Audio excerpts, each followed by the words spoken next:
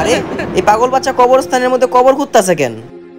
আচ্ছা ভাই, এই পাগল বাচ্চা এভাবে কার কবর খুঁজতাছে? আরে ভাই, এটা হচ্ছে ওর মায়ের কবর। কিছুদিন আগে ওর মা মৃত্যুবরণ করছে।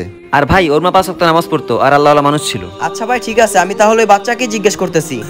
আরে বাবা, তুমি এভাবে কবর খুঁজতাছো কেন? হুজুর, আমাকে ছাড়েন, আমার কবর করতে দেন। বাবা, কি হয়েছে তোমার? তুমি আমাকে বলো। হুজুর, আমার মা অনেক কষ্টতে আছে।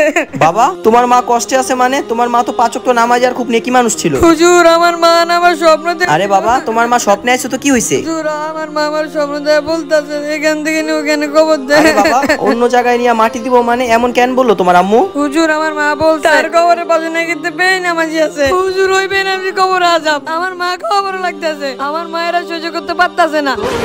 বাবা, তুমি কোনো টেনশন করবা না। তোমার মায়ের কবরের পাশে যে কবর আযাব চলতেছে, আল্লাহর কাছে দোয়া করবো তার আযাব যেন কমায় দেয়, পাশাপাশি তোমার মায়ের জন্য দোয়া করবো। ভিডিও থেকে কি শিখলেন কমেন্টে অবশ্যই বলবেন।